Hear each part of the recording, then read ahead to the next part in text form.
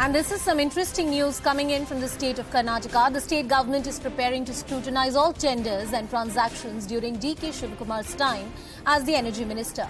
Officials have been asked to collect documents related to solar, tender, all the tenders that were given during this time, especially pertaining to solar power, the power purchase agreements that form the bone of any kind of agreements in a sector like this, and any other transactions. Officials have been asked to get the documents scrutinized by legal experts.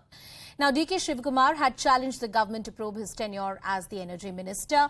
We'll try and get more details on this entire story, but we see the kind of blame game that has been going on in the state.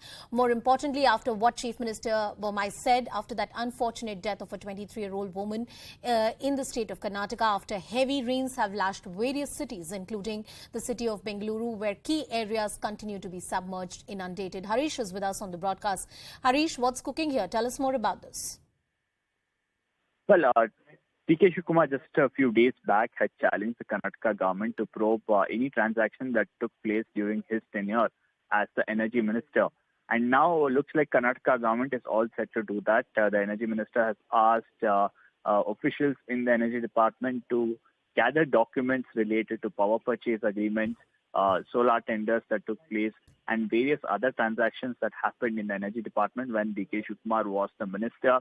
And this will be referred to the legal department, to legal experts. And if there are discrepancies, the energy minister says that they will refer that for a thorough probe. And he says once the session gets over, they would give out more details on how some of these transactions do not adhere to the norms. And there are people who might have made money indirectly indicating that there were discrepancies and perhaps corruption when Mr. DK Shivakumar was the energy minister. So just around 8 months left to the election, and we are seeing almost a standoff between DK Shivakumar and the government, and some of the government now wanting to probe his tenure as the energy minister in the erstwhile government. And not to forget that Mr. DK Shivakumar, Harish, is one of the key faces of the Congress party. And ahead of the elections, this is not the first time that the BJP has trained its guns on DK Shivakumar and alleged corruptions. They've done it multiple times, but this is perhaps one of the serious occasions where they're actually looking at documents and trying to figure out if there was any kind of inconsistency or a lacuna or a corruption that was done. Absolutely, and it gives a leeway to the BJP. Remember, this government is suffering from a serious image issue, with many of them billing this government as a 40% sarkar.